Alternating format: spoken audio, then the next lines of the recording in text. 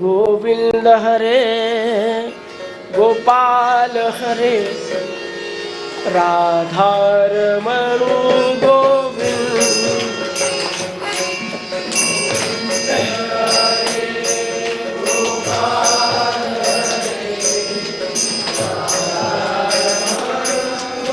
बोला बोला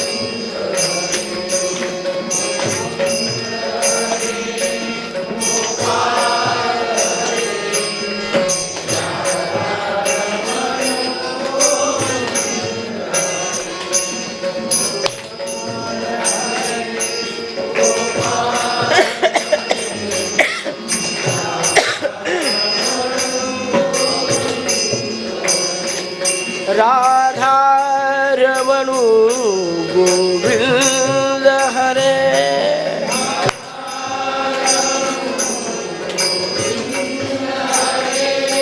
राधारमण गोपाल हरे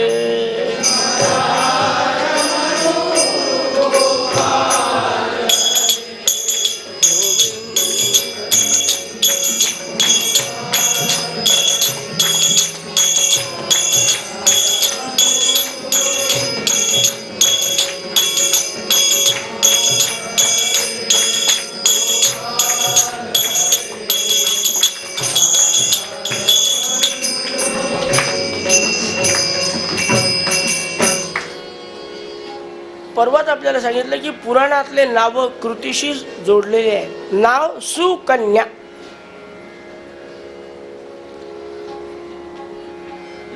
आठ 10 वर्षाची झाली असेल सुकन्या. मनामध्ये इच्छा उत्पन्न झाली, बाबा सुंदर पाऊस पडलेला आहे,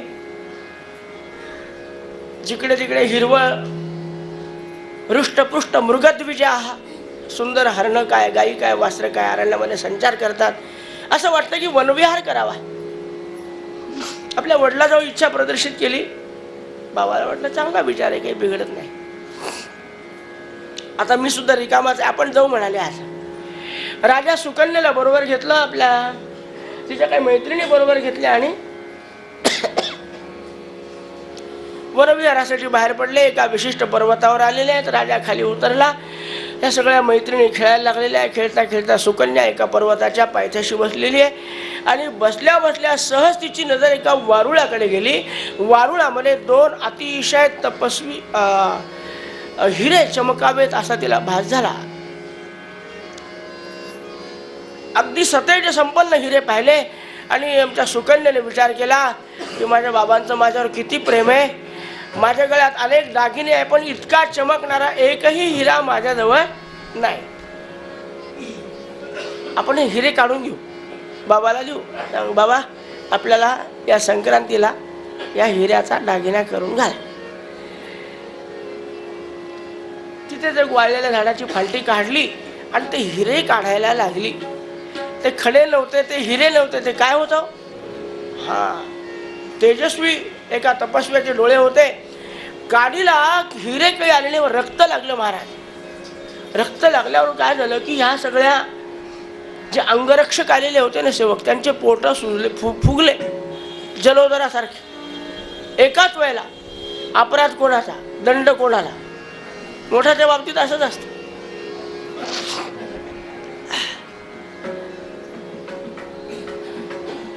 सेनापती सांगायला आले, महाराज आपल्या सगळ्या सेवकांचे सैनिकाचे पोट फुगले. म्हणले जरा उसळ जास्त खाल्ली का? नाही म्हणाले, ते बेथानीच खातात म्हणाले. तसं काही नाही, पण पोट एका वेळेला ज्या अर्थी सगळ्यांचे पोट फुगले त्या अर्थी काहीतरी. सेनापती हुशार होता. महाराज इथे अनेक तपस्वी लोक बसलेले आहेत, या मुलींकडून एखाद्या तपस्वाचा अपमान म्हणा, अपराध म्हणा झालेला असेल, त्याच्याशिवाय असं काही होणार नाही. मग राजाने प्रत्येक मैत्रिणीला विचार, तू कोणाला अपमानित केलं का, कोणाला त्रास नाही? पण ही सुकन्या एकटीच लांब झाडाखाली जाऊन बसली होती, रडत बसत होती. राजाच्या लक्षात आलं की अरे सुकन्येचं काहीतरी तिच्या हातून घडलेलं दिसतंय. मैत्रिणीला सोडून दिलं. राजा स्वतः गेला मुलीजवळ. रडत होती. काय झालं तुला सुकन्ये? बाबा असे 2 खडे काढण्यासाठी मी तिने सगळं सांगितलं. राजा घाबरला. सेनापती म्हणले ते बरोबर आहे बरं का, कोणता तरी एखाद्या तपस्व्याचा अपराध. घाबरलेल्या अवस्थेमध्ये सगळी माती बाजूला केली त्या वारुळावरची आणि पाहतात तर च्यवन नावाचे ऋषी होते. ज्यांनी A1 तपश्चर्या केली ते च्यवन तिथे बसलेले, डोळे फुटले. राजाने दोन्ही पायावर डोकं ठेवलं, नमस्कार केला. महाराज, आम्ही अपराधी, अपराध, आम्ही अपराधी, आम्ही अपराधी. राजा, अपराध कोणी केला? माझ्या मुलीकडून. मग तू कशाला पाय पाय धरायला लागला? मुलगी आजारी पडली तर तिला दवाखान्यात नेतो ना, तर तू जातो? मग जिनं डोळे फोडले तिला समोर आणून उभा कर. सुकन्या आली, नमस्कार केला. राजा, आवाजावरून लक्षात आलं की ही लहान आहे. काय असतं पहा, सूक्ष्म वासना मनात रजोगुणी तमोगुणी जरी असेल ना, ती किती वर्षानं सुद्धा तोंड वर काढेल काही सांगता येत नाही. हजारो वर्ष झालेल्या म्हाताऱ्याला, म्हातारा इतुकान अवघे हजारो वयमान.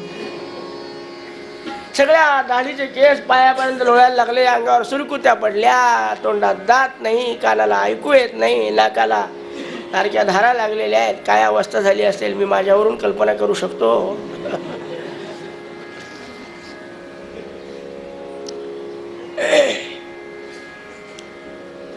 राजा, जिनं माझे डोळे फोडले तिला पत्नी म्हणून देऊन टाक आणि तू जा, तर तुझ्या सैनिकांचे पोट उतरतील. म्हणजे महाराज, 10 वर्षाची मुलगी आहे माझी, ते मला माहिती नाही. डोळे कोणी फोडले? तिला. पती मला पत्नी म्हणून देऊन टाक. हे हजारो वर्षाचं जख्ख म्हातारा आणि 10-11 वर्षाची ही पोरगी. महाराज, दुसरं काही सांगा. तुमच्या सेवेसाठी माणसं ठेवतो, तुम्हाला सुंदर महाल बांधून देतो, सेवेकरी ठेवतो, तुमची सगळी व्यवस्था. राजा, दुसरे पैसे देऊन केलेले सेवेकरी जे असतात ते व्यवस्थित सेवा करत नाही. आपुलकीचा सेवेकरी पाहिजे. ही आपुलकी काय? जीव घ्यायचा का तुमचा? 10 वर्षाच्या मुलीला बळी देता नाही, मग पोट उतरणार नाही. पण ही सुकन्या अतिशय हुशार होती, सात्विक होती. महाराज, ती म्हणली, बाबा जाऊ द्या. म्हणाले, तुम्हाला राज्य जे करायचं आहे, तुम्हाला यश मिळवायचं आहे, तुम्हाला युद्ध करायचं आहे, या सगळ्या सैनिकांच्या भरोशावर करायचं, आणि त्यांचे पोट बिघडले तर तुम्ही काय कराल? मी काय म्हणाले, आता माझं जे होईल ते होईल. मी यांचा पती मानलं, तुम्ही निघून जा. अगं, असं काय बावळटसारखं बोलते? म्हणाले, तुला माहिती आहे की पती म्हणजे कसा काय असतं, कसं वागावं लागतं, किती नियम पाळावे लागतात, आणि हा आंधळा आहे. खरं म्हणजे आपण हे सगळे 80% आंधळे असतो. सहज जावं. आता तो पेपर वाचत बसलेला दिसतो. का काय चाललं? अरे पेपर वाचतो ना, दिसत नाही की तुला? आता घरातला माठ माहिती आहे, त्याच्यावर प्याला माहिती आहे, त्याच्या बाजूला ठेवलेला जार माहिती आहे. अरे पाणी आणते का जरा? अरे माठाजवळ जाईल, पाणी घे. पण मागितलेल्या नवऱ्याने वेळेवर पाणी सुद्धा द्यायचं जीवावर येतं, आणि हे तर आंधळा आहे. स्नानाला जायचं तरी बरोबर, जेवायला जायचं तरी बरोबर, कुठे जायचं असलं तरी बरं वाढल्यावर सांगावं लागतं, इथं लिंबू आहे, इथं मीठ आहे, बरं का, ही भाजी आहे, नाही तर तुम्ही भाजी मिठात घाला, नीट हात ठेवा, असं सगळं रोज. हे जमेल तुला? म्हणले, बाबा मला सगळं जमेल, तुम्ही माझी काळजी करू नका, मी यांच्याकडून आशीर्वादच मिळवेल, शाप मिळवणार नाही. अगं, पण तुला आज हे बरं वाटतं बाई, तू एकदा यौवनामध्ये प्राप्त झाली ना, मग तुला या नवऱ्याचा म्हाताऱ्याचा कंटाळा येईल. अगं, हे अरण्य आहे, अनेक राजे, अनेक तरुण इथं फिरायला शिकारीला येतात, तुझी कोणाकडे नजर पडली, बाबा काळजी करू नका, तुम्हाला कलंक लागेल असं आयुष्यात कधी वागणार नाही. प्रायश्चित्त म्हणून जो पती मला मिळाला त्याला मी परमेश्वर मानेल, काळजी करू नका. राजाचा नाईलाज झाला, निघून गेला, आणि ही 10-11 वर्षाची सुकन्या पतीची सेवा करायची.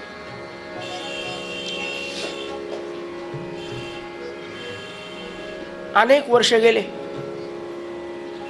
सेवा चालू आहे, स्नानाला द्यायचं, फळं काय, अमुक काय, ढमुक काय, सगळं काय पतिराजाचं.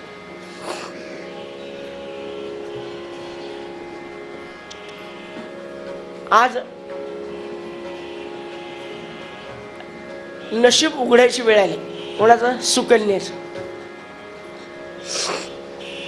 संस्कार चांगले असावे तर खरंच कल्याण होतं. थोडा कृपाळूपणे अल्पधारिष्ट पाय परमेश्वर परीक्षा पाहतो, पण कृपा करतो. अंतःकरण चांगलं असलं पाहिजे.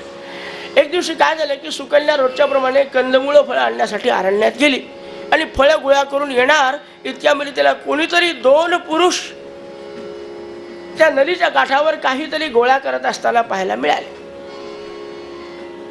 आनंद वाटला. वा वा वा वा, किती वर्ष झाले इथे राहते पण कोणाचं आतिथ्य करण्याची संधी मिळाली नाही. आज 2 अतिथी मिळालेत. अगदी माध्यान्ह काळ झालाय, आपण यांना घरी नेलं पाहिजे. आली, नमस्कार केला डोकं टेकून. महाराज, आपण कोणीही असा आमच्या आश्रमात चला, कंदमूळ फळाचा आहार घ्या. माध्यान्ह काळ झालेला आहे.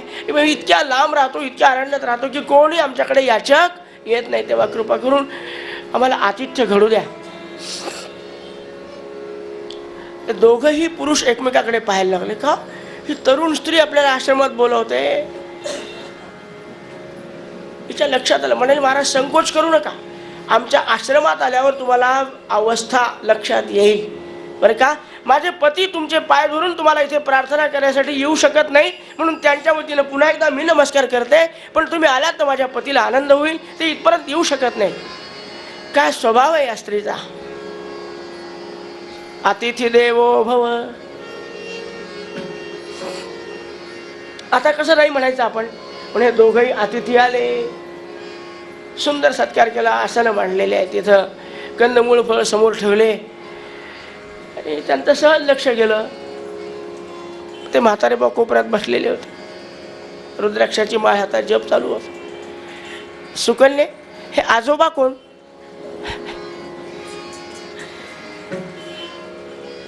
महाराज, स्वाभाविक आहे तुमचं, माझे पती आहे. एका क्षणात बिचारे सर्द झाले. कसं काय गे, काय घडलं म्हणून यांच्याशी लग्न केलं? घडलेला प्रसंग सांगितला. असा असा अपराध माझ्याकडून घडला, दोन्ही डोळे माझ्याकडून फुटले.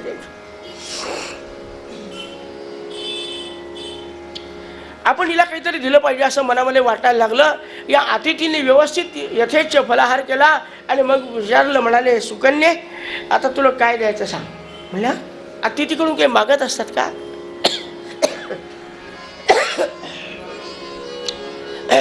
हे बघ, अतिथीला मागू नये हा नियम मला माहिती आहे, पण आम्ही सामान्य अतिथी नाही. आम्ही कोण आहे माहिती आहे तुला? अश्विनी कुमार आहोत, म्हणजे देवांचे डॉक्टर. देव आजारी पडलेले आहेत, आम्ही त्यांच्या लाड्या पाहून पाहून त्यांना पुढ्या देतो.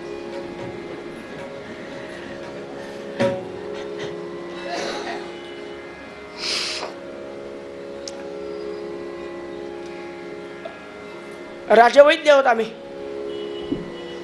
काहीतरी माग. म्हणाले, महाराज क्षमा करा, आपण राजवैद्य आहात, मी भाग्यवान समजते की आपल्यासारख्याची सेवा करायला मिळेल, पण मी काही मागणार नाही. असं करू नको, विचार कर. अगं अश्विनी कुमार म्हणतात आम्हाला, पाहिजे ते देऊ शकतो आम्ही तुला. खूप विचार केल्यावर लक्षात आलं की इतकं ते म्हणतात आपणहून कोणाला मागू नये, मागू नये कोणा, पण देतील ते घ्यावे. नाही, महा काही नियम तुटत नाही आपल्याकडून. महाराज म्हणाले, द्यायचं तर एकच करा की माझ्या पतीला डोळे देऊन, एकच म्हणली पण 2 मागण्या मागितल्या. फार हुशार असतात. सत्यवान सावित्रीची कथा ऐकली का? वट सावित्रीला ऐका.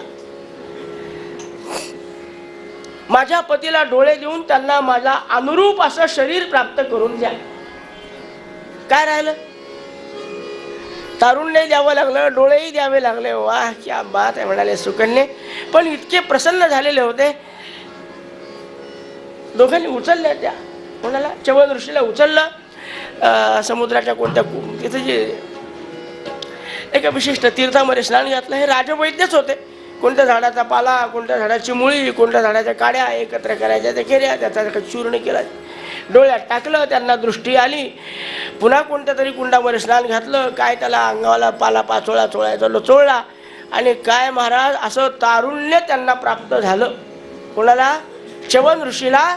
की अगदी अनुरूप 15 वर्षाची.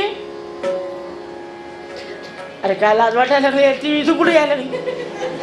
काय माणूस. 15 वर्षाची सुकन्या आणि 18 वर्षाचे च्यवन ऋषी व्हावेत असं झालं. आनंद वाटला. वा.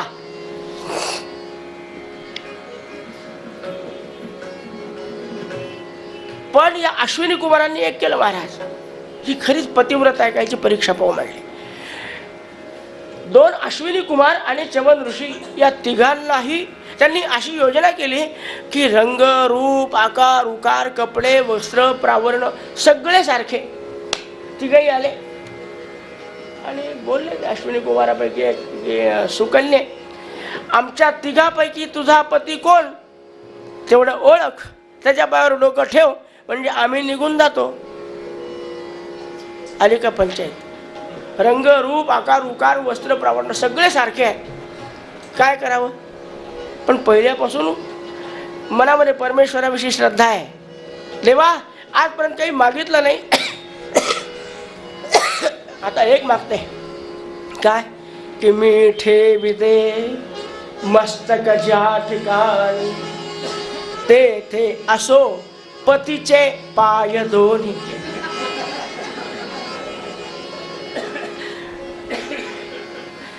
भगवंत म्हणले तसा असतो.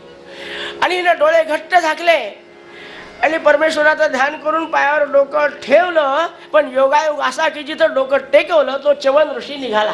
अरे वाह क्या आनंद झाला. गोपाल कृष्ण भगवान. च्यवन ऋषीला नवतारुण्य दृष्टी आणि तरुण पत्नी मिळाली. आनंद वाटला त्यांना. अश्विनी कुमार म्हणाले आता आमचं काम झालं, निघू का. या महाराज आता कशाला थांबवायचं. निघाले. आता च्यवन ऋषीने बोलवलं, महाराज इकडे या. काय झालं. आता तुम्ही मला मागा. अरे काही गरज नाही आम्हाला, काहीतरी मागा.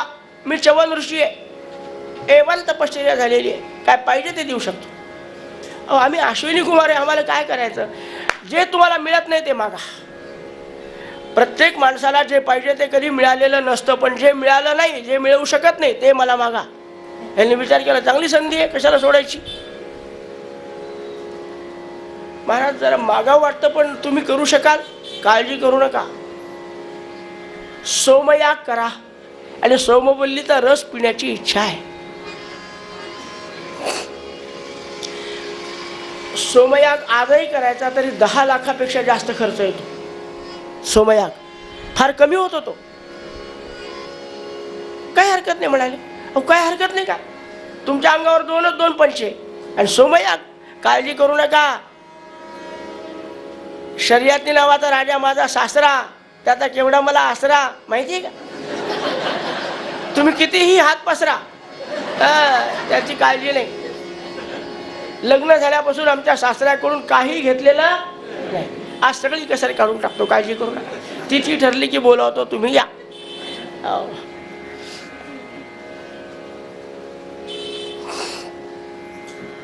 काही दिवस गेले नाही. एक दिवशी शर्यती नावाचा राजा आपल्या मुलीला पाहायला आला, भेटायला आला. योगायोग असा की असाच ग्रीष्म ऋतू चालू होता आणि च्यवन ऋषी आपल्या त्या तरुण पत्नीबरोबर सुंदर जलक्रीडा करत होते. शर्यती राजा आला आणि पाहतो की आपली सुकन्या एका तरुण पुरुषाबरोबर. भडकलं याचं डोकं. सुकन्या काय बोललो तुम्ही तुम्हाला. म्हणाले बाबा चिडू नका, घरात जाऊन बसा.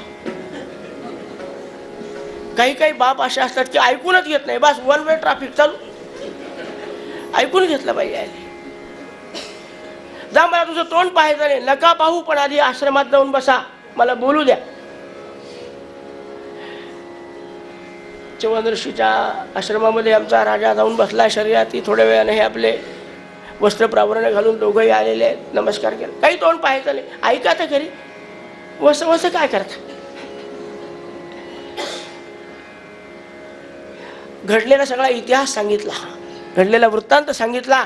आनंद वाटला. अगं वा सुकन्ये, धन्य केलंस तू आमचं जीवन.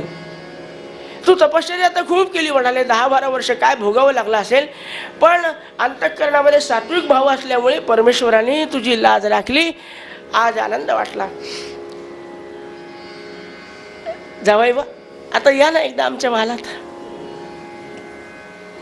च्यवन ऋषीने विचार केला, अरे वा, जोपर्यंत मी म्हातारा कुट्ट झालेलो होतो तोपर्यंत मला कधी बोलावला नाही. मी काय जावई नव्हतो का तेव्हा, आदत झालो का जावई. पण माणसं जावायला, कोणत्या जावायला वारंवार बोलवतात? जो जावई 10 माणसात दाखवायसारखा आहे. नाही, आपली मुलगी तरुण आणि हे म्हातारं जखन, हे काय लोकांना दाखवायचं का? लोक म्हणतील का राजा पैसे नव्हते की तुझं?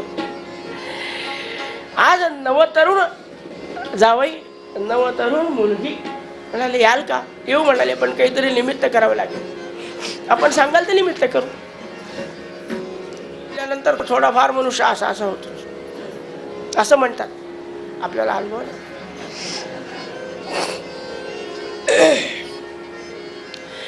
राजाने निमंत्रण पाठवलं अश्विनी कुमारांना की या इंद्रचंद्र यम वरून सर्व जणांना बोलावलं. देवदेवता बोलावल्या. सर्वांच्या हातामध्ये सोमपात्र दिलं. प्रत्येकाच्या पात्रामध्ये रस सोमवल्लीचा टाकायला लागले. अश्विनी कुमार समोर उभे राहिले. इंद्र म्हणले का रे तुम्ही इथं कसे?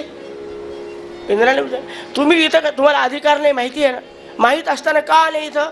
म्हणले यज्ञ आमच्यासाठी आहे.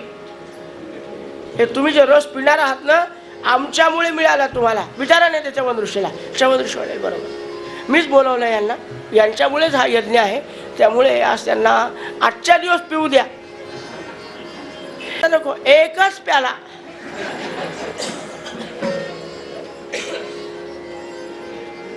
इंद्र म्हणाला नाही. ते कोण आहेत? वैद्य. वैद्याकडे रोगी केव्हा येईल ते सांगता येतं का? तो वैद्य कसा असला पाहिजे? नेहमी सावधान. त्याला आराम नाहीच, सावधान. हा, त्यामुळे त्याला मी पिऊ देणार नाही. च्यवन ऋषी म्हणले त्यांच्यासाठी यज्ञ केला, मी त्यांना पाजणार. घ्या तुमच्या हातात पात्र. पात्र दिलं. इंद्राने वज्र उगारलं. पण च्यवन ऋषींचा काय तपस्तेज होतं महाराज.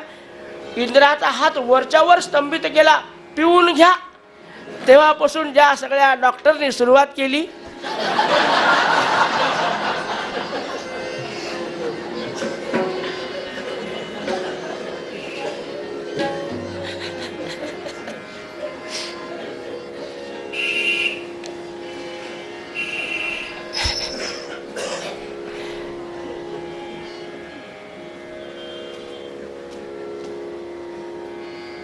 असा हा शर्यती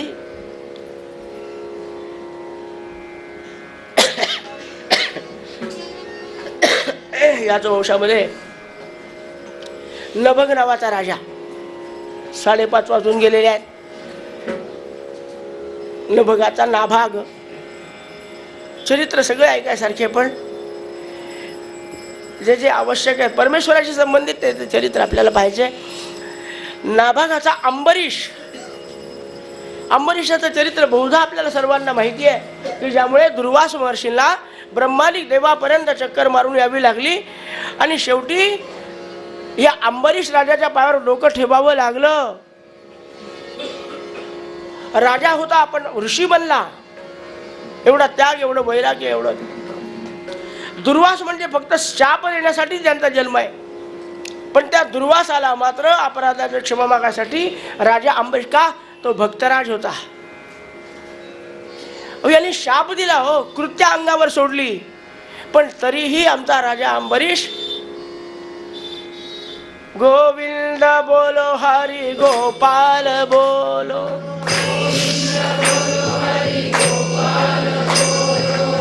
गोविंद बोलो हरी गोपाल बोलो, गोविंद बोलो हरि गोपाल बोलो,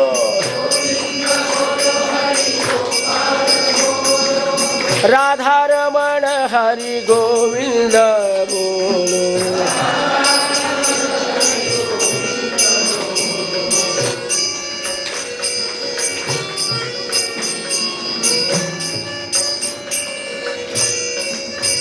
ब्रह्मादिक देवाकडे कोणीही त्याला सांभाळू शकलं नाही, त्या सुदर्शन चक्राला थांबवू शकलं नाही. तेव्हा राजा अंबरीशाच्या पायावर डोकं ठेवून नमस्कार करतो.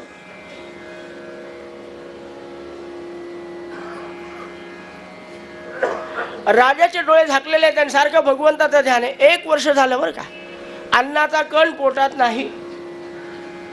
मी ही कथा त्रोटक सांगितली, आपल्याला सर्वांना माहीत आहे असं गृहीत धरून. डोळे उघडून पाहतात तर दुर्वास ऋषी आपल्या पायावर. अरे महाराज, हे काय लावलं तुम्ही? अरे बाबा, हे पाय ना, माझ्या मागेच 1 वर्ष झालं रे. काय हे सुदर्शन चक्र, याला थांबव. अहो, हे माझ्याकडे नारायणाकडे जायचं ना, नारायणाचं चक्र आहे, ते सगळं ठीक आहे. पण नारायणाने सांगितलं की अहम भक्त पराधीन, ह्या स्वतंत्र इव द्विज, मी भक्तांच्या अधीन आहे. म्हणून मला तुमच्या पायापाशी यावं. काय करावं? अंबरीशानं फक्त 2 हात जोडले, मस्तक टेकवलं. देवा, द्विजो भवतु विजवरहा. नारायणा, माझ्या या दुर्वास नावाच्या ब्राह्मणाला या सुदर्शन चक्रापासून वाचव. अहो, दोन्ही हातावर डोकं टेकण्याच्या आत हे निघालं वापस, रिटर्न विथ थँक्स. त्याच्या हातात जाऊन बसलं. कोणाच्या? भगवान नारायणाच्या. काय अधिकार, भक्त होता ना. भक्त तेची जाणा जे देही उदास, भक्त तेची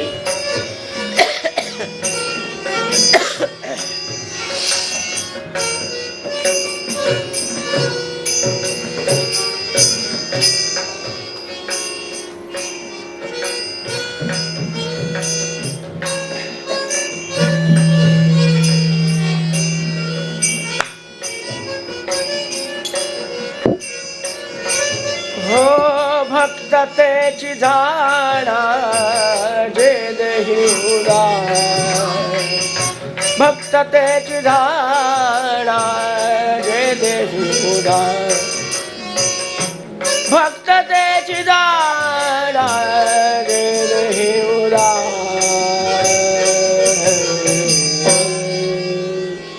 अशा भक्तोत्तमाचं चरित्र मोठं.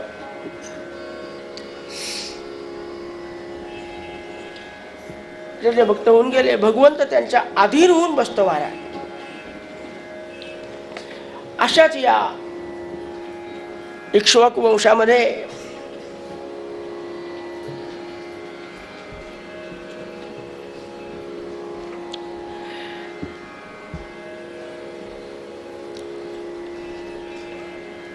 एक सगर नावाचा राजा जन्माला आला.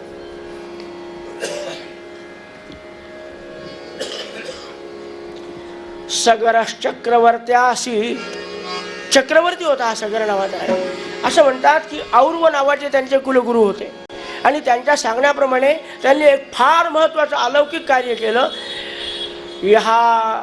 यवनान तालजंघान, यवन तालजंघन यांनी कोणती दिशा धरायची, कशी केशभूषा ठेवायची, कशी वेशभूषा ठेवायची, हैहय बर्बरान, हैहय नावाच्या वंशात, बर्बर नावाच्या वंशात, बाबराच्या वंशात आलेल्या सगळ्या राजांनी कसं वागायचं ह्याचा एक आचारसंहिता घडवली. तो राजा म्हणजे सगर आहे.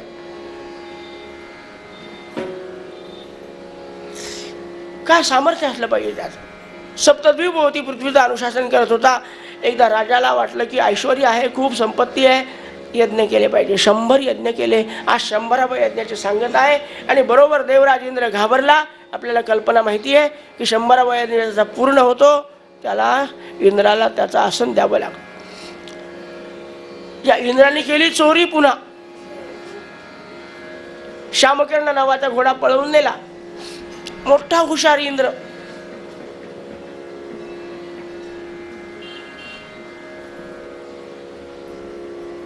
काय काय पचवतील हे मोठे मोठे लोक. सिमेंट पुरत नाही, खत पुरत नाही, बॉन्ड पेपर, जाऊ दे, आपला तो विषय नाही. आज या देवराज इंद्राने घोडा पळवला आणि नेऊन कुठे बांधला हो? कपिल मुनीच्या आश्रमात बांधला.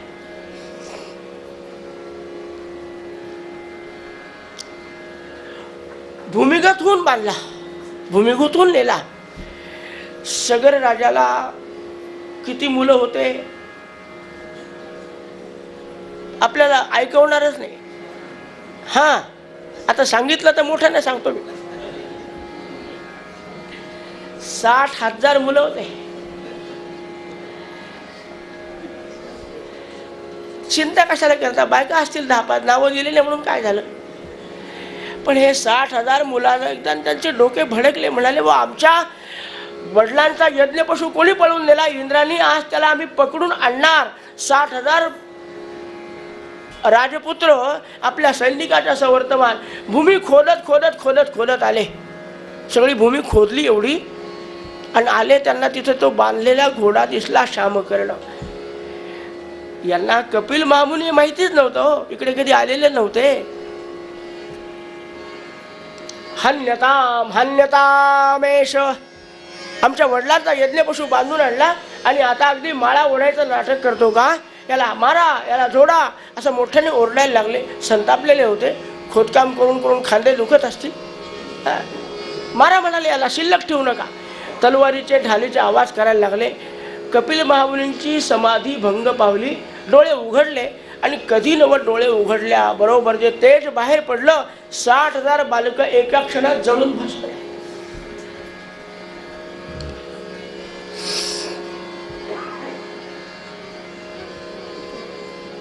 या सगर नावाच्या राजाला अजून एक पत्नी होती, असमंजस नावाचा पुत्र. तिला एक पुत्र झाला, तो मोठा योगी होता. असमंजस सगळं पाहू शकत नाही आपण, पण त्याचा एक पुत्र आहे, त्याचं नाव आहे अंशुमान. हा अत्यंत सात्विक आहे. याने विचार केला की काही असलं तरी माझ्या आजोबांचा यज्ञ पूर्ण व्हायला पाहिजे, यज्ञ पशु शोधून आणायला पाहिजे, आपल्या पूर्वजांचा शोध लावायला पाहिजे. हा निघाला, रथावर बसून घोड्यावर बसून आला असेल आणि कपिल महामुनीच्या आश्रमामध्ये श्यामकर्ण घोडा बांधलेला दिसला. आपलाच हे लक्षात होतं. कपिल महामुनींची खूप सुंदर स्तुती केली त्यांनी. 14-15 श्लोकांनी स्तुती केली. कपिल महामुनीने अत्यंत प्रेमाने डोळे उघडले. बाळा तू कोण आहेस? सांगितलं, महाराज मी असा सगर राजाचा पौत्र आहे. इथे कसा आला? म्हणाले, हा घोडा आमचा आहे. इंद्राने चोरी केली यज्ञामध्ये विघ्न आणण्यासाठी आणि तो घोडा इथे बांधला, पण त्यामुळे माझे पूर्वज सगळे इथे मरून पडलेले आहेत, भस्म झाले. महाराज तेव्हा इच्छा अशी आहे की यज्ञ पूर्ण करू द्या आणि माझ्या पूर्वजांचा उद्धार करून द्या, बाकी काही नको आम्हाला. उद्धार करण्याचं काम माझं नाही. मी शाप देऊ शकतो पण उद्धार नाही करू शकत. जे शापाने दग्ध होतात ना, त्यांचा उद्धार व्हायसाठी फक्त गंगा, फक्त गंगा.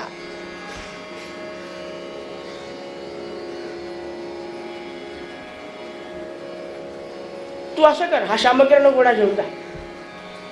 हा अंशुमान घोडा घेऊन आला, यज्ञ पूर्ण केला. पूर्वजांच्या उद्धारासाठी काही काळ राज्यकारभार केला आणि गंगा मातेला प्रसन्न करण्यासाठी तपश्चर्येला बसला. अंशुमान गेला, त्याचा पुत्र दिलीप तोही गेला, त्याचा पुत्र भगीरथ तोही तपश्चर्या. एका राजघराण्यातले 3 राजपुरुष मला प्रसन्न करण्यासाठी म्हणून सारखी तपश्चर्या करतात. आपण प्रसन्न व्हायला पाहिजे. गंगा मातेला दया आली, भगीरथाला प्रसन्न झाली. भगीरथा काय पाहिजे सांग? म्हणाले, माय काही नको, आपण पृथ्वीवर या आणि आमच्या ही गंगा पृथ्वीवरून वर गेल्याचं वर्णन आपण काही क्षणापूर्वी ऐकलंय. आपण पृथ्वीवर आल्याशिवाय आमच्या पूर्वजांचा उद्धार होणार नाही आणि यापुढे काय खूप लोक पाप करणार आहेत. तुम्हाला पृथ्वीवरच राहणं भाग आहे. तुम्ही कृपा करू, तू एवढी तपश्चर्या केली की मी पृथ्वीवर यायला तयार आहे, पण एक लक्षात घे, कोण उद्धारयितुं शक्तः पतंत्या मे महीतले. मी जर इतक्या वरून खाली पडले तर पृथ्वी कदाचित दुभंग होईल आणि मी रसातळाला जाईल, तुझी इच्छा पूर्ण होईल. मग माय मी काय करू? तू फक्त शंकराला सांग. तेच एक असं स्थान आहे की जे मला धारण करू शकतं. अत्यंत तपोनिष्ठ आहेत. भगीरथ राजा आला, शंकराची तपश्चर्या केली, शंकर प्रसन्न झाले. काय काम आहे बाबा? त्याने, महाराज गंगेला मी बोलवणार आहे, पण कोणीतरी धारण करायला पाहिजे, तर तुम्ही धारण करू शकता असं मला सवल म्हणून आपली प्रार्थना आहे. आपण काय करू शकत नाही महाराज, आपण देवादिदेव महादेव. ठीक आहे, येऊ दे तिला. भगवान शंकराने गंगेला आलेलं पाहिलं आणि जागा कुठे दिली? बैस इथे. जटेमध्ये बांधली गंगा. आनंद वाटला, गंगाबाईला आनंद झाला, शंकराला आनंद झाला. भगीरथ समोर उभा आहे. महाराज रथ आणलाय, माझ्या रथाच्या मागे गंगेला पाठवा. शंकर म्हणाले गंगे खाली आहे, त्यांच्या बरोबर जा. गंगा म्हणली मी नाही, जा, मी नाही उतरत. आता डोक्यावर बसल्यावर खाली उतरते की लवकर, मी सकाळी सांगितलं होतं. भगवान शंकराने जटा आपटल्या आणि मग गंगा आमच्या भगीरथ राजाच्या रथाच्या मागे जात जात जात जिथे हे सगळे बालक मरून पडले होते ना, शापाने दग्ध झाले, तिथपर्यंत आलेली आहे. अहो नुसत्या त्यांच्या निमित्ताने हजारो जीवांना पावन करीत करीत करीत वाचे म्हणता गंगा गंगा, वाचे म्हणता गंगा.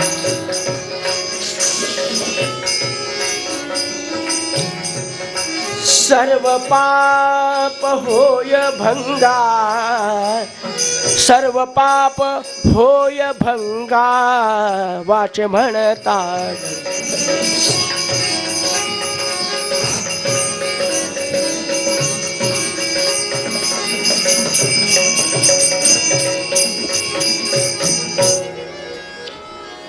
अशा रीतीने गंगा मातेला पृथ्वीवर या भगीरथ राजाला आणलं महाराज.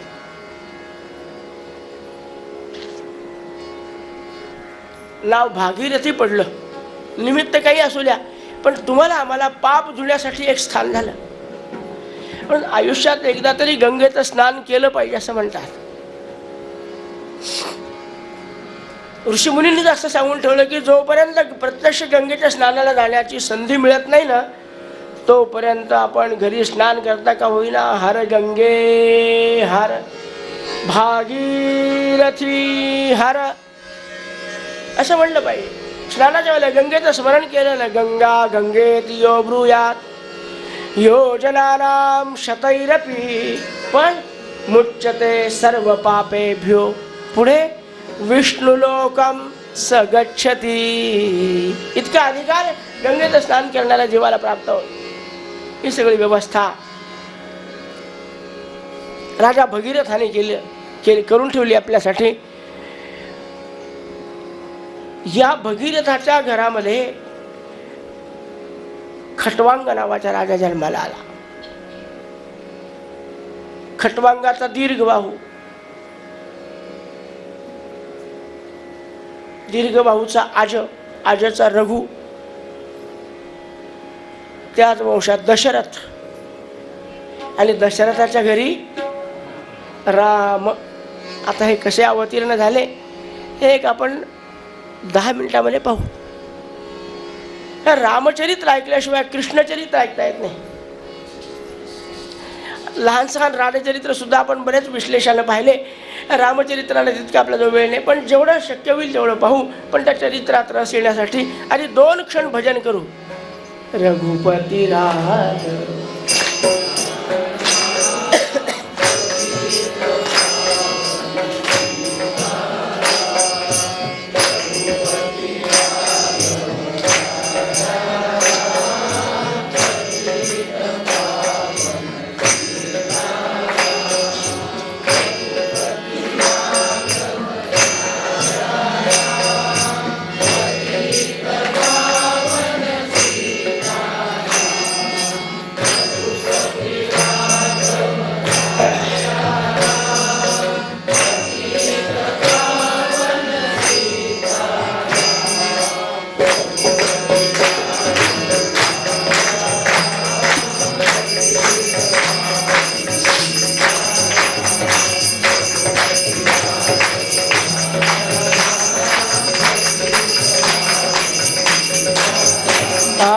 पतित पावन सीताराम, पतित पावन सीताराम.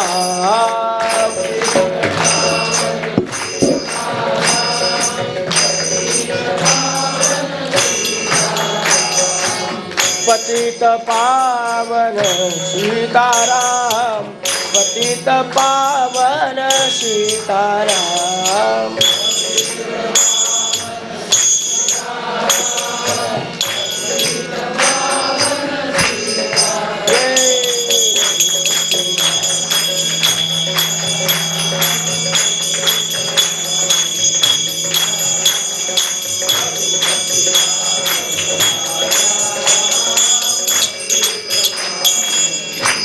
राजाधिराज रामचंद्र महाराज की.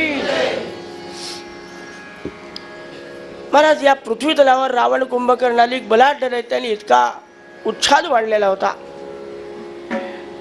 आणि या रावणाने ब्रह्मदेवाकडून वरदान मागून घेतलं होतं. हे सगळे जे दैत्य आहेत ना, कोणत्या ना कोणत्या देवाला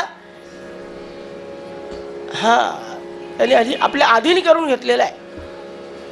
मानुषेण मृत्युस्तस्य मया कल्याण कल्पेत. जा रावणा, माणसाशिवाय कोणी तुला मारू शकणार नाही असा आशीर्वाद. रावणाला आनंद वाटला. इंद्र मारू शकणार नाही, चंद्र मारू शकणार नाही, कोणीच मारू शकणार नाही. माणसं काय मारतील मला? मी तर पायाखाली रगडतो माणसाला. देवाचीच किंमत नाही तर माणसाची काय किंमत आहे? भगवंत म्हणले देख लेंगे. ब्रह्मदेवाने वरदान दिलं आणि मग उन्मत्त झालेला रावण जेव्हा अनाचार अधर्म करायला लागला, सगळ्या देवदेवतांना, ऋषीमुनींना, पतिव्रता स्त्रियांना त्रास द्यायला लागला, तेव्हा आले ब्रह्मदेवाकडे आले सर्व देव. ब्रह्मदेव म्हणले वा आता मी वरदान दिलं पण काय करू? पण शेवटी आपल्याला वाचवणारा तोच आहे, दुसरं कोणी नाही. आले मग क्षीरसमुद्राच्या ठिकाणी भगवान नारायणाची प्रार्थना केली. पद्मनाभा नारायणा, पद्मनाभा नारायणा, पद्मनाभा नारायणा, पद्मनाभा नारायण. तेव्हा आपल्याशिवाय आम्हाला या रावणापासून कोणी वाचवणार नाही, काय हरकत नाही. परित्राणाय साधूनाम विनाशाय दुष्कृताम ही संकल्पना सिद्ध नेण्यासाठी मी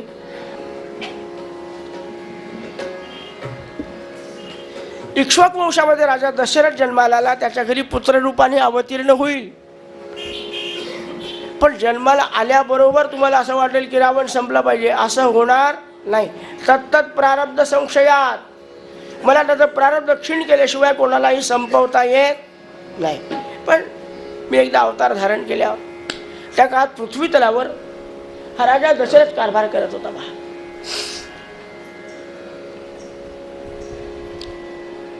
सर्वैश्वर्यशाली असा हा राजा दशरथ वयाला उत्तरार्ध लागला पण अपत्य प्राप्ती नाही.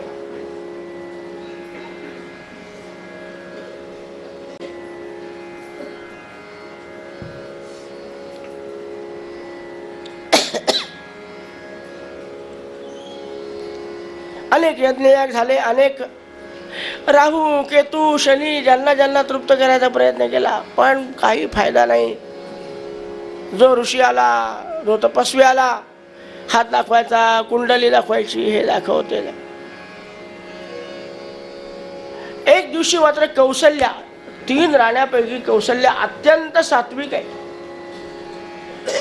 कोणाही विषयी जिच्या मनामध्ये सलच उत्पन्न होत नाही ती कौशल्या. कोणी कसंही वागो, आपण सरळ आहे. काय मर्यादा होती त्या काळामध्ये. म्हणाले महाराज एक विचारून पाहू का आपल्याला?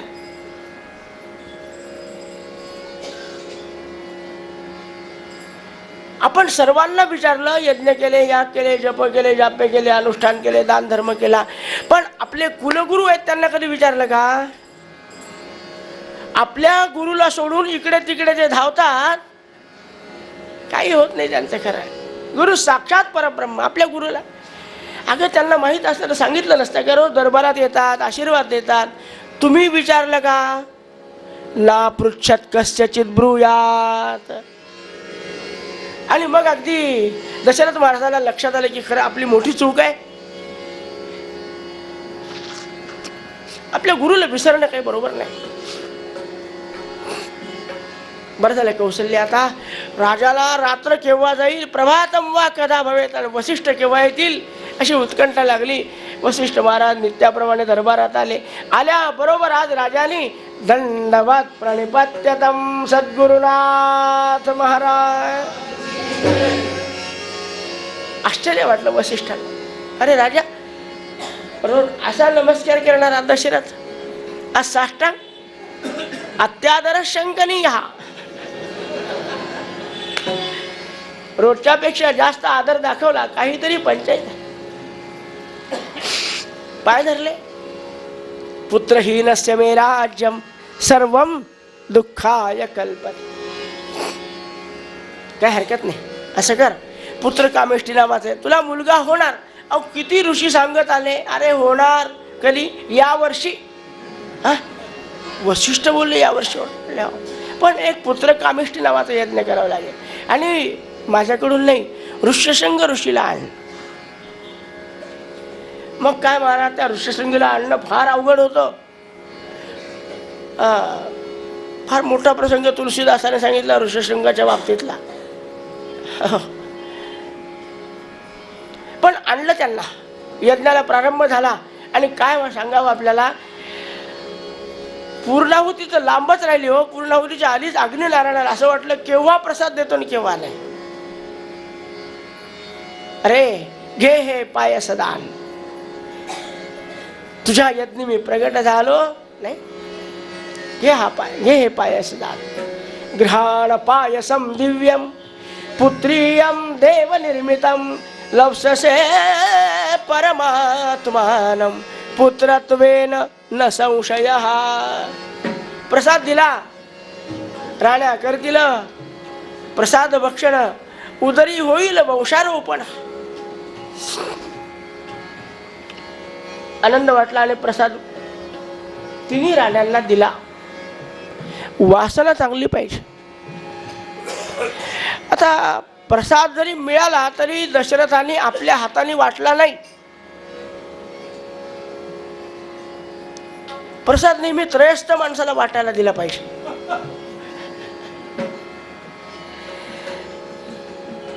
सद्गुरु महाराज, आपल्या कृपा प्रसादाने हा प्रसाद मिळालाय आम्हाला, आपणच वाटा.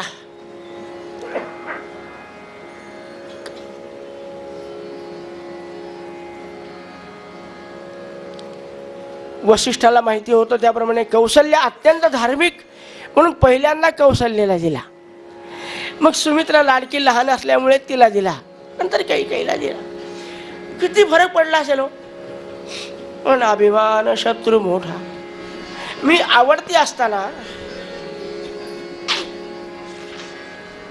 महाराजांचं माझ्यावर एवढं प्रेम आहे, पण पहिल्यांदा प्रसाद या वशिष्ठाने कोणाला दिला?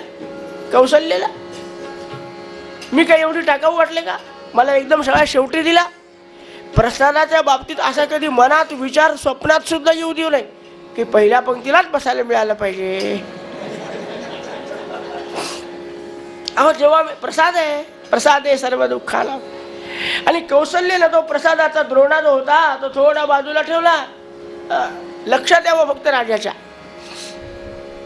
पण प्रसादाचा अपमान केलेला देवाला आवडत नाही. आपण काल कथा ऐकली ना दुर्वासाची. त्यांचा प्रसाद आमच्या इंद्राने हत्तीच्या मस्तकावर ठेवला. प्रसाद बाजूला ठेवल्याबरोबर आमचे नामदेव महाराज म्हणले काय झालं? आकाशातून एक घार आली. पिंड घारीने झडपिला, घारीने झडपिला, अंजलीने तो सेविला, अंजलीने तो सेविला. अंजनीच्या तपासाठी महारुद्र आले पोटी. पिंड घारीने झडपिला, पिंड घारीने.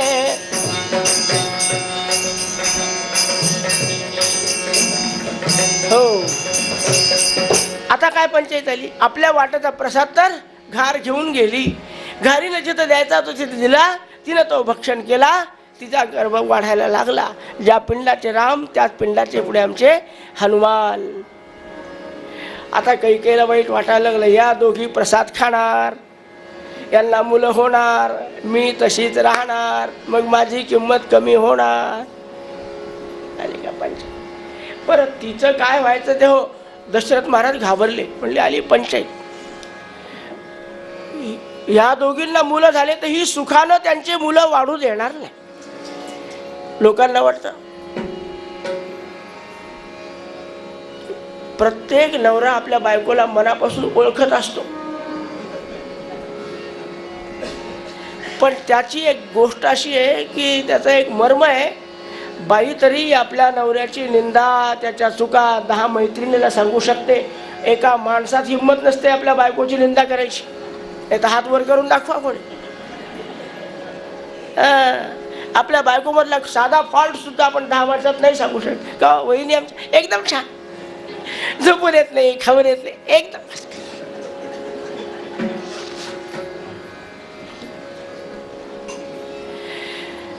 काही माझ्या या कौशल्याला आणि सुमित्रेला सुखाने जगू देणार नाही, म्हणून हिला मुलगा होणं गरजेचं आहे. सद्गुरूचे पाय धरले महाराज, काहीतरी करा. अर्धम अर्धम प्रयत्नतः अर्धा अर्धा प्रसाद एकत्र केला, दिला. अर्थात यथावकाश मधुमासे सिते पक्षे नवम्याम कर्कटे शुभे पुनर्वस्वक्ष सहिते उच्चस्थे ग्रहपंचके मेषं पूषणि संप्राप्ते पुष्पवृष्टि समाकुले आविरासी जगन्नाथः परमात्मा सनातनः. चैत्र मासातल्या शुद्ध पक्षातल्या अगदी माध्यांनी भगवान रामचंद्र कौसल्ये समोर उभे राहिले. राजाधिराज रामचंद्र महाराज समग्र रामचरित्र आपण इतक्या वेळात ऐकू शकत नाही. हळूहळू राम लक्ष्मण मोठे मोठे झालेले आहेत.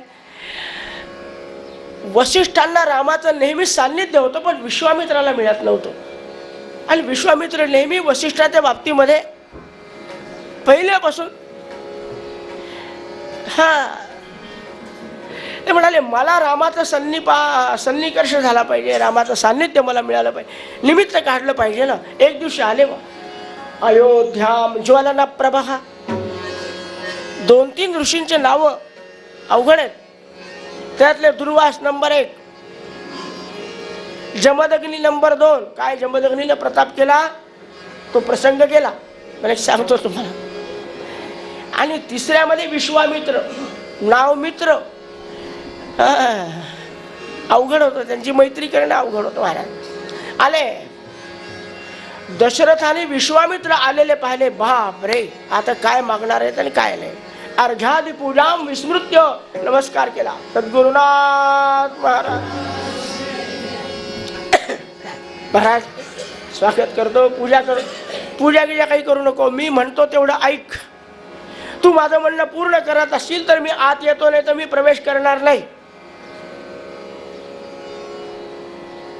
महाराज सांगा ना काय आज्ञा आहे, जेणेकरून मला पाळता येईल अशी आज्ञा सांगा. मी एक आज्ञा माणूस आहे. दशरथ म्हणतो, काय दशरथाचा अधिकार होता की जेव्हा जेव्हा देवराज इंद्राला एखाद्या दैत्याची भीती वाटली ना, तो सरळ पत्र लिहायचा. परमपूज्य राजमान्य राजश्री श्रीमान दशरथ महाराज यांना श्री साष्टांग नमस्कार. पत्राचे विशेष कारण की अमुक अमुक दैत्याने आमच्यावर आक्रमण केलेलं आहे आणि त्यात तुमच्याशिवाय आम्हाला कोणाची मदत मिळण्याची शक्यता नाही, तेव्हा कृपा करून मदतीला या. इंद्राने ज्या दशरथाला असं बोलायचं, दशरथ म्हणाले विश्वामित्रा जे मी करू शकेल असं सांगा.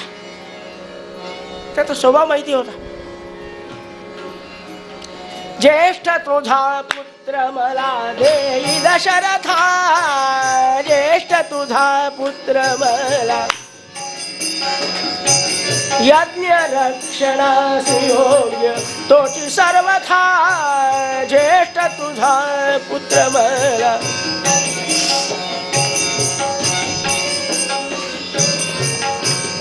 दशरथा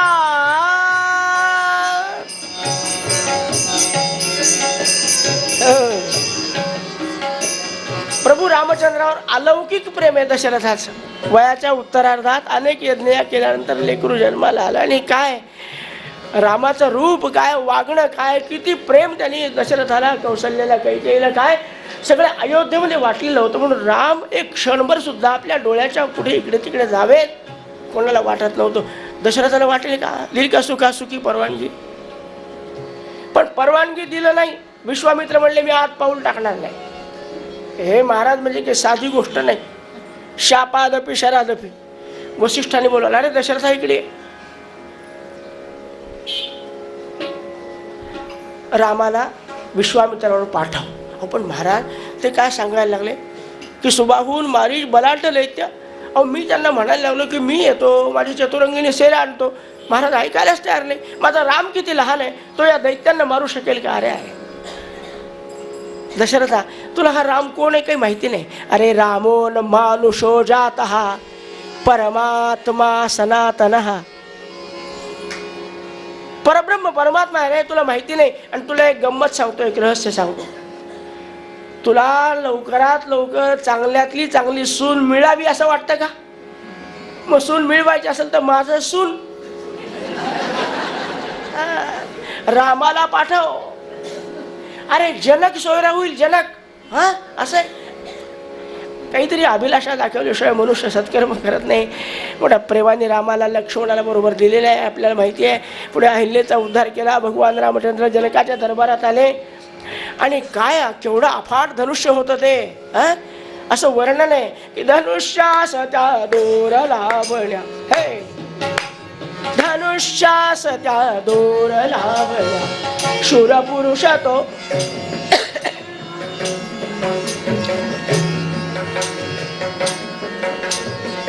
ज्या धनुष्याला कोणीही हात लावू शकत नाही असं ते धनुष्य. प्रभू रामचंद्राला विश्वामित्राने सांगितले की रामा, धनुष्य ठेवलंय, प्रत्युंचा लावायची. ती जानकी तुझ्या गळ्यामध्ये वरमाला घालणार आहे, ती स्वीकारायची. डायरेक्ट आज्ञाच आहे महाराज. पुढे काय घडणार माहिती होतं, बाकी चिल्लर पाहायला वेळ नाही ना आपल्याला. ती गवाक्षातून पाहत होती जानकी. वा राजस सुकुमार, काय राम आहेत. हाच पती मला मिळाला पाहिजे. पण काय करू, आतापर्यंत 2 हाताचे, 4 हाताचे, 10 हाताचे, 20 हाताचे येऊन गेले, पण त्यांना धनुष्य हलवता आलं नाही. हा राजस अत्यंत नाजूक असणारा राम त्या धनुष्याला उचलेले काय माझ्या वडिलांनी. आणि या नारदांनी काय पंचायत करून ठेवली, जर या रामाने धनुष्य उचललं नाही तर एवढं चांगलं स्थळ हातचं जाईल.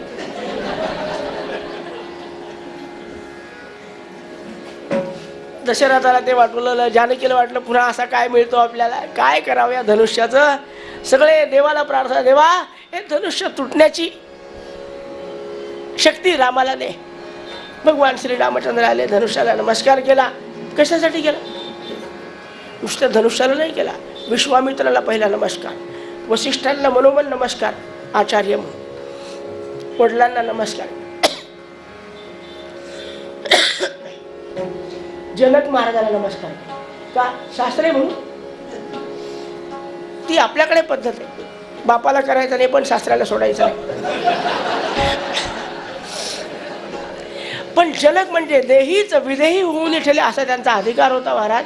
आणि म्हणून जनकाला नमस्कार केला. सगळ्यांचे आशीर्वाद घ्यावे म्हणजे कामामध्ये यश येतं. आणि धनुष्याजवळ आले, पाहिल्याबरोबर लक्षात आलं की माझ्या भगवान शंकराचा हात लागलेला धनुष्य आहे. आज अशा मंगल प्रसंगी शंकराला नमस्कार करायला पाहिजे, पण ते कुठे असतील. पण त्याच्या हाताने पवित्र झालेल्या धनुष्याला तरी नमस्कार करू. नमः पार्वती. आणि काय सांगावं, जसं जसं भगवान रामचंद्राचं मस्तक धनुष्याकडे झुकायला लागलं ना, तसं त्या धनुष्यावर बसलेले हजारो देवता होत्या, ताड ताड ताड ताड उठून गेल्या. इतर कोणालाही हात लावता येऊ नये म्हणून त्याच्यावर बसलेल्या होत्या त्या. असं वर्णन आहे की 5,सहस्त्र संख्यका घंट्या, क्षुद्र घंटिका असायच्या, त्या 5,000 लावलेल्या होत्या. आणि रणगाड्यावर त्याला टाकून ढकलत आणलं तेव्हा 500 सेवक ढकलायला लागत होते. नमस्कार केल्यावर सगळे ते रक्षक निघून गेले त्याच्यावरचे. आणि भगवान रामचंद्रांनी सहज लिहिलेलं तो उचललं आणि उचलल्यावर प्रत्युंचा लावली आणि प्रत्युंचा ओढली आकर्णपर्यंत की कडकड कडकड कडकड आवाज झाला महाराज. धनुष्याचे 2 तुकडे पडले. राजाधिराज रामचंद्र. आणि त्याच क्षणाला कोणाचं कोणाशी नातं जडले गेलं. स्वयंवर झाले सीतेचे स्वयंवर.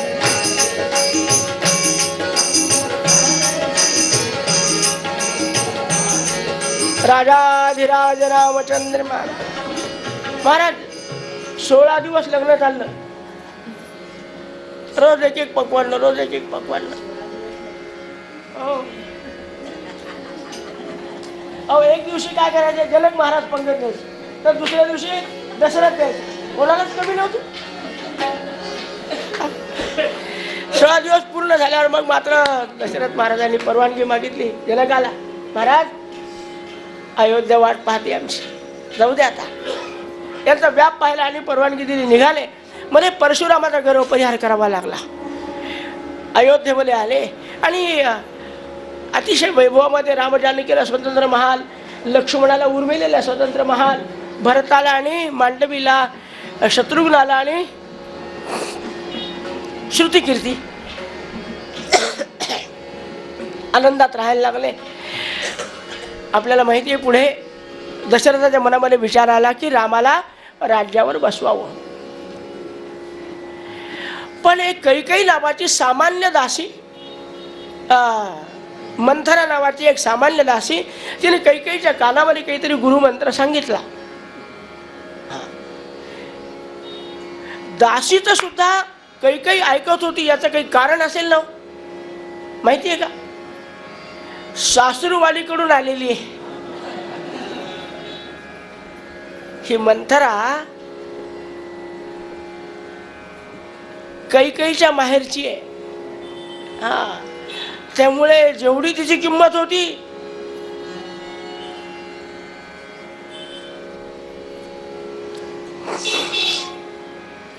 आणि तिला बरोबर जे करायला पाहिजे ते केलं.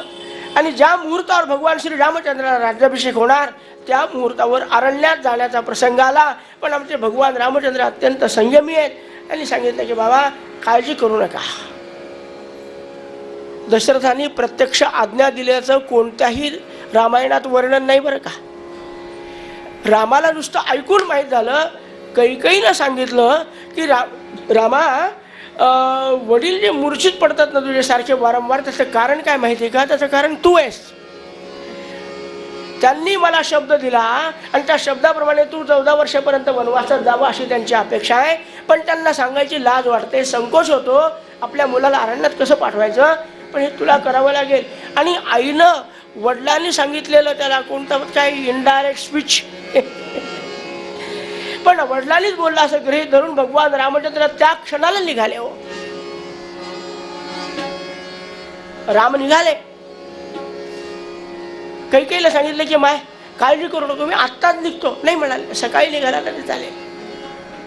ज्या मुहूर्तावर राज्याभिषेक करायचा त्या मुहूर्तावर निघाले. मग मी कानावर घालून येतो, परवानगी घेतो म्हणाले. नाही, कोणाच्या? जानकीच्या. पहिल्या पद्धतीच तशा होत्या, कानावर घालणे ठीक आहे. आता भाजी आणायला जाऊ का? पण आता तर काही सांगायचं नाही. आणि भगवान रामचंद्र जानकीच्या महालात आले. आधी आईकडे गेले बरं का, कौशल्याकडे. काय कौशल्याची अवस्था झाली हो. रात्रभर डोळ्यातून अश्रुपात गळत होता. दशरथांनी ठरवलंय माझ्या रामाला राज्याभिषेक करायचा, पण काही सांगता येत नाही. पहिल्यापासून माझ्या मागे दुर्दैव उभं आहे. वेळेवर काय घडेल काही सांगता येत नाही. म्हणून अंतस्थवेकम घनचित प्रकाशम, आतल्या नारायणाला प्रार्थना चालू आहे, कुलदेवतेला प्रार्थना चालू आहे की सर्वजण माझ्यावर कृपा करा आणि माझ्या रामाचा ठरलेला राज्याभिषेक सोहळा या कौशल्याला सकाळी सूर्य उगवल्यावर पाहायला मिळू द्या. सारखं रात्रभर चिंतन चालू आहे. रामचंद्र प्रत्यक्ष समोर उभे आले, पण कौशल्याला भान नाही. सुमित्रेने जागा केलं, बाईसाहेब राम आले. राम आले हे ऐकल्याबरोबर बहिर्दृष्टी प्रवाहिता. ध्यान कोणाचं लावायचं? तोच प्रत्यक्ष समोर आलाय. बसवलंय मांडीवर. रामा, काल दिवसभर जेवला नाहीस तू. वसिष्ठाने सांगितलं होतं ना उपवास करायचा म्हणून, दिवसभर जेवला नाही.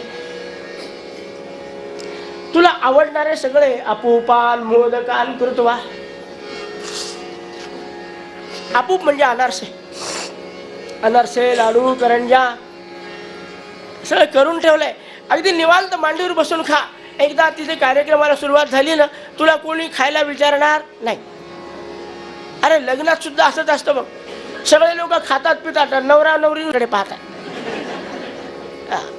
तू असं करू नको, खाऊन घे.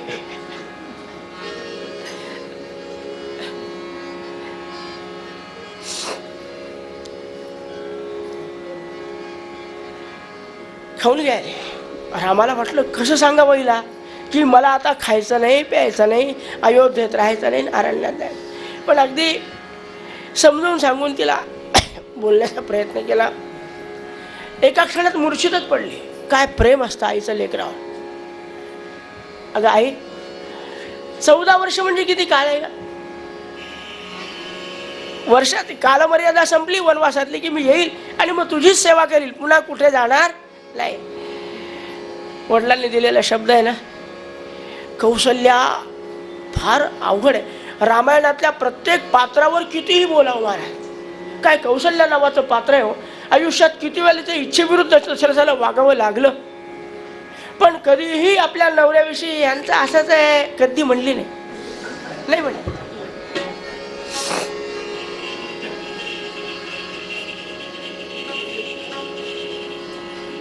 आशीर्वाद दिला रामाला फक्त, काय रामा योग्य आहे तू काय, मला माहिती आहे माझी काही अवस्था झाली तरी तुला माझी दया येणार नाही, कारण सत्य प्रतिज्ञा आहेस, एक वचनी आहेस, एक वाणी आहेस, एक पत्नी. ए बाबा, लक्ष्मणाला समजलं. लक्ष्मण तो चिडला महाराज,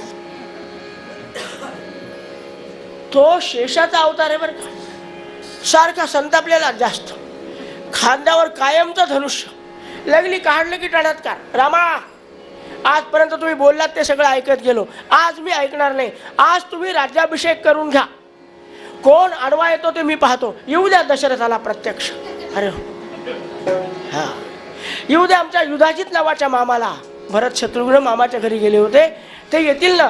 म्हणाले आज कोणी येईल, तुम्हाला सांगून ठेवतो रामा, पायाची शपथ घेऊन सांगतो, अद्यबो मामका बाणा, हा माझ्या धनुष्यातले निघणारे बाण जे कोणी तुमच्या कार्यामध्ये विघ्न करतील त्यांचे हरण करतील प्राण.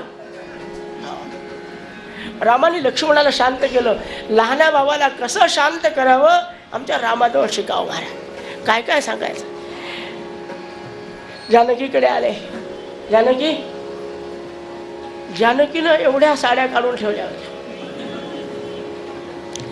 आज आपल्याला आता मिरवणूक आहे ना आपली, शोभायात्रा. मग तुम्ही कोणता पितांबर नेसणार, त्याला मॅच माझा पितांबर काढते. तो म्हणला आता कशाची मॅचिंग आली, तिकडे फिक्सिंग झाली आपली. अरे जानकी, आता मला अरण्यात जायची वेळ झालेली आहे, फक्त परवानगी दे. म्हणजे परवानगी, हा निरोप कसला माझा घेता, जेथे राघव तेथे से.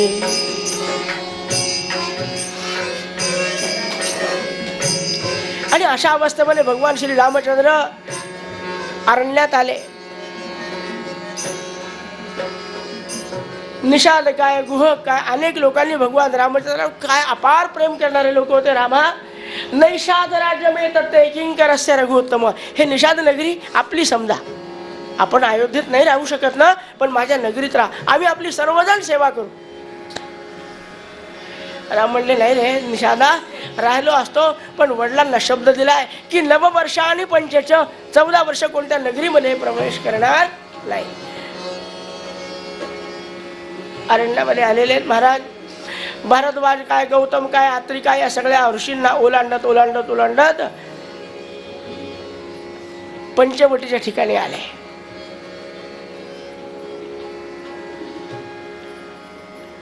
वाल्मिकांनी सांगितलं होतं की रामा, इथे राहून तुला पुष्कळ असं कार्य करायचं आहे. जानकी फार हुशार होती. परवानगी मागितली तेव्हा एक तिनं रामाला सुंदर बारीक चिमटा घेतला. राम सारखा म्हणत होता की तू येऊ नको.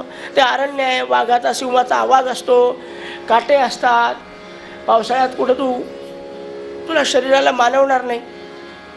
थोडं वातावरण बदललं तर प्रकृती बिघडते, तू कशाला येते. तिनं 50 वेळा समजून सांगितलं, राम ऐकत नाही. म्हणले रामा, एक बोलून ठेवतो, अजूनपर्यंत बोलले नव्हते, बोलायचं नव्हतं, पण तुम्ही ऐकत नाही म्हणून सांगते. अहो, तुमच्या माझ्या लग्नाच्या आधीपासून मी रामायण ऐकले. रामायणाने बहुशः श्रुतानी मी ऐकले, पण कोणत्या तरी रामायणात रामाने जानकी अयोध्येत ठेवली असं वर्णन आहे का? मला सांगा, तुम्हाला काय वाटतं? मला काही समजत नाही का? गुपचूप बसले याचा अर्थ काय? जर तुम्ही मला इथं ठेवलं तर रावण कोणाला पळवून नेईल आहे लक्षात. आणि त्यांनी जर पळवून नेलं नाही तर तुम्हाला लंकेत जायचं काही निमित्त सापडेल का? निमित्त घडल्याशिवाय तुम्ही धनुष्याला बाण लावाल का? रावणाला माराल का? मग लोक तुमचे मंदिर करतील का? तुमची पूजा करतील का? पूजा करायची असेल तर मला बरोबर घेऊन जा. जेथे राघव तेथे सीता. काय जानकी देवी बुद्धिमान आहे महाराज.